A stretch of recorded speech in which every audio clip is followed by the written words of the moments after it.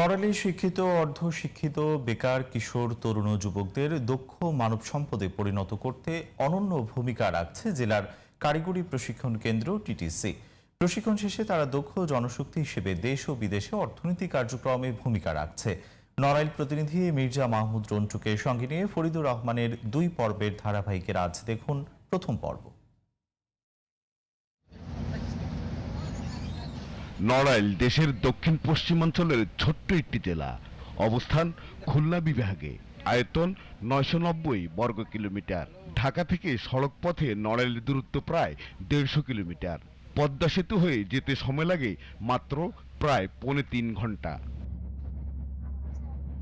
জেলার শিক্ষিত অর্ধশিক্ষিত ১৫ থেকে ৩৮ বছর বয়সী বেকার যুবক যুবতীদের দক্ষ মানব সম্পদে পরিণত করার লক্ষ্যে জেলার প্রাণকেন্দ্রে গড়ে উঠেছে নড়াইল কারিগরি প্রশিক্ষণ কেন্দ্র টিটিসি, যেখানে শুধু নড়াইল নয়, সারা দেশ থেকে বেকার যুবক যুবতীরা আসছেন প্রশিক্ষণ নিতে। পড়ালেখার পাশাপাশি কাজটা শিখতেছি যাতে আমি নিজে স্বাবলম্বী হতে পারি, সেজন্য।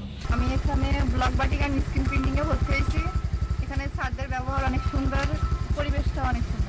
প্রবাসী কল্যাণ ও বৈদেশিক কর্মসংস্থান মন্ত্রণালয়ের অধীন জনশক্তি কর্মসংস্থান ও প্রশিক্ষণ ব্যুরো এই প্রতিষ্ঠানটি পরিচালনা করছে। এই প্রশিক্ষণ কেন্দ্র থেকে এসএসসি ভোকেশনাল ২ বছর মেয়াদী কোর্সের পাশাপাশি ৬ মাস মেয়াদী নিয়মিত কোর্সে ইলেকট্রিক্যাল হাউস ওয়্যারিং ট্রেডে house wiring, electric oven, micro oven, mixer machine সহ অন্তত অর্ধশত বিষয়ে শিক্ষার্থীদের প্রশিক্ষণ দিয়ে দক্ষ জনশক্তি হিসেবে গড়ে তোলা হচ্ছে। বিশেষ করে প্রবাসী কল্যাণ মন্ত্রণালয়ের ২টা উইংস, একটা হলো প্রশিক্ষণ, একটা হলো কর্মসংস্থান। কর্মসংস্থানের জন্য সরকার দেশে এবং বিদেশে রেমিটেন্স আনার জন্য, দক্ষ জনশক্তি প্রেরণের জন্য কাজ করতেছে।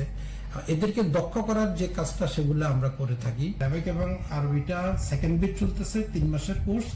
প্রথম বেজ হয়ে গেছে, এদের এখন অ্যাসেসমেন্ট হয়নি, অ্যাসেসমেন্টের অপেক্ষা আছে। সেকেন্ড বেজ আমরা চালু করলাম, আর জাপান ল্যাঙ্গুয়েজটা প্রক্রিয়াধীন। স্থানীয় আন্তর্জাতিক শ্রমবাজারের চাহিদা অনুযায়ী উন্নত প্রশিক্ষণের মাধ্যমে দক্ষ জনশক্তি গড়ে তোলাই এই প্রতিষ্ঠানের লক্ষ্য। Faridur Rahman, GTV news, Narail.